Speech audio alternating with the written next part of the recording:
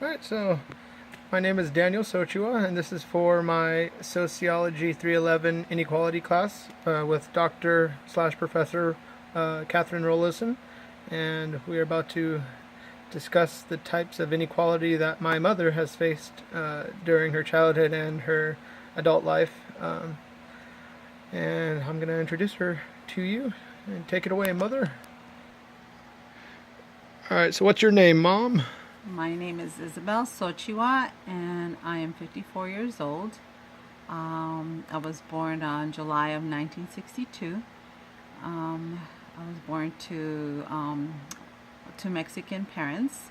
They both came from Mexico, and they spoke Spanish, only Spanish at home.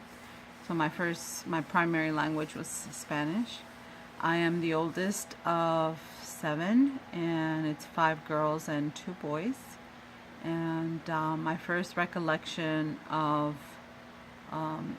inequality or discrimination, I remember clearly that I went to Head Start when I was about 3 or 4, and I remember not understanding what the teacher or the people around me were saying because they were speaking English. And the only reason I would do things is because I would see what the other kids were doing, and just gestures and facial expressions from the teacher. And that's how I gathered the clues and participated in activities. I eventually learned English, and at home I didn't practice it because my mom and my dad didn't speak English. My dad did a little bit, but my mom did not. And that's it. What other question do you have for me? So we've talked about your age inequality, and I guess that goes with race and ethnicity. Oh, I didn't say where I was born. Oh yeah, where were you born? I was born in East LA, a section called Boyle Heights, which is, not poor. And I wasn't in the projects or anything, but it was, a somewhat poor area. A lot of Mexicans lived in the same place, so when I went to kindergarten, I went to a school where there were a lot of Mexicans, but also some white people and probably a few black people, but I don't know if Asians. I don't remember seeing Asians, but yeah. And so have you ever experienced any gender inequality throughout your life? Gender inequality. Have I? I can't remember gender inequality. Maybe in the university, I went to a UC university, and I kind of would see that there were more opportunities for men than for women. And that was in the 1980s. I remember one situation in high school before college. I went to an all-girls school, and the teachers were all pretty much white, and all the girls mostly were all Mexican. There were a few white people and a few, I believe, Japanese probably, or Asian. And I remember the teacher, when we were getting ready to go to college, this white nun that was supposed to be my college advisor. I wanted to go to Harvard or Princeton or Stanford, and she says, "Oh, no. Why don't you go to community college, and that's where you belong." Wow.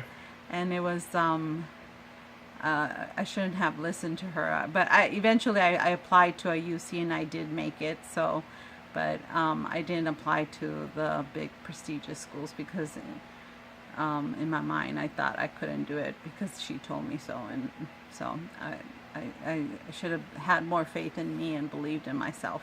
Now, do you think that goes towards your gender or your race? I think it was more racial. Or racial? Yeah, she was. She seemed she was like, even though she was a nun, she seemed like she was racist. Mm-hmm. That sucks. I'm sorry. I'm sorry to hear that. It's okay. I'm even learning right now, along with Professor Rolison. I met your father at UC, at the UC school. Really? So it wasn't a mistake. Yeah, it was meant to be. Yeah, it was meant to be. So we've talked about that. How about any, and let me know if you need me to clarify on this, any regional, by that I mean like where you live, if you lived in like primarily a white neighborhood, have you ever, like even right now, have you ever experienced any inequality? Oh yeah, Yeah. like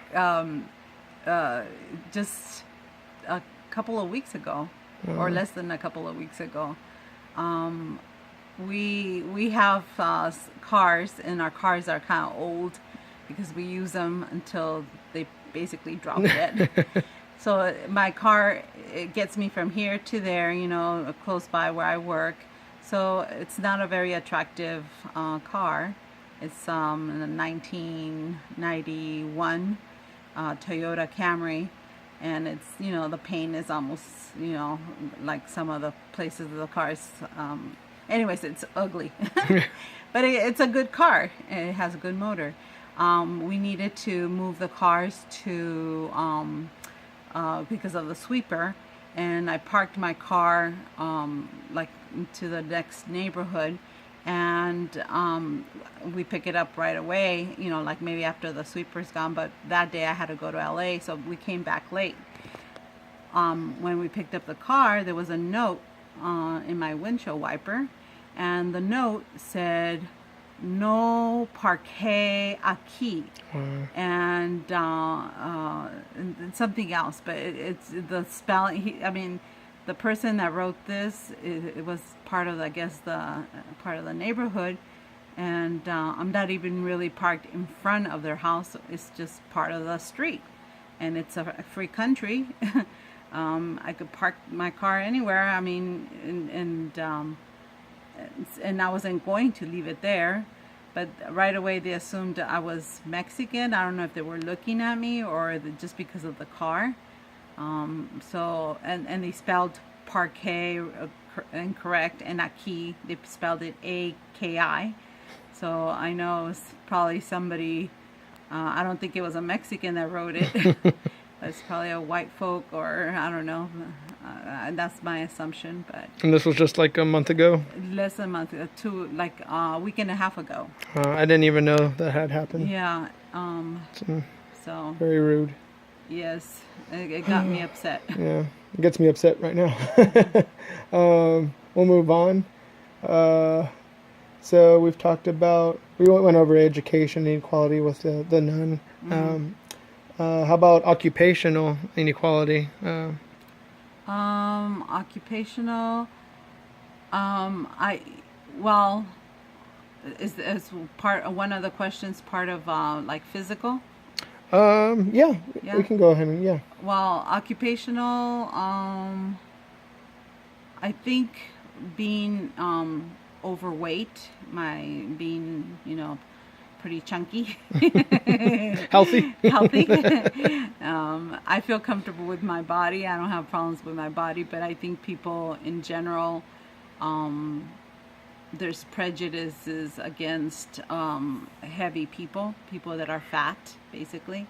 And even with at my job, I work at a school with children with speech problems, and they need help with their speech. I'm a speech aide at the Vista Unified School District, and even the kids, an occasional kid here and there. And this happened just recently too, maybe about a month ago. We were talking about something, and I said something about the tummy, and I pointed to my tummy, and the little boy, he says, "You're fat." And I said, "Yes, I am. I'm fat." But that's not a nice thing to say to people. And so I think there's that's probably built, because at home maybe the parents focus a lot on weight, but I go through that. I mean, I just kind of like, well, what is it, water over a duck's back? It's okay because kids are kids and they say the darndest things. Yeah. But I think overall in our society, there's a lot of discrimination against heavy people, fat people, because they think that we're lazy, that we eat a lot. And you know me, I don't eat a lot, and I'm not lazy. And it's just my body, that's the way my body is. And I have a thyroid problem, which is a slow metabolism. I have hypothyroid, and at the moment I'm battling cancer, so I take steroids. I took steroids, so that kind of made me a little heavy. But I walk. I'm walking 16 to 20 miles a week at the YMCA, just walking like 4 miles every, out of 5 days out of the week. So I'm healthy. I feel healthy. Like I said, I'm battling ovarian cancer, and this is my 4th bout of battling cancer. But yeah, that's pretty much it. Anything else? I'll try and wrap this up since it's coming close to 12 minutes. We'll ask one more question. As far as poverty or your income or even your social class, have you experienced any inequality throughout your entire life when it comes to that? Well, I know that sometimes, like, I do feel like when you go into a store and maybe the way you're dressed, maybe I'm just casual, I'm not dressed nice, like super nice when I'm going into a store. And people kind of like, and it's a nice, nice clothes, nice purse or whatever. They kind of look at me like, what are you doing here? You shouldn't be here. You can't afford it, especially since I'm Mexican. I do feel that. I don't know if it's just because it's, I don't know. It's just part of, how I've experienced certain discriminations. And there's more, but I could go on. And that goes to show you that inequality is rampant in our society, and there's too many incidences of discrimination to recollect and talk about in one video. But it's just sad that we barely scratch the surface of talking about inequality for just our life, let alone everyone else in our community. And I think as parents, we need to teach our children to love one another. Even that's biblical. It's the golden rule, just to love one another. And be nice, compassionate. So.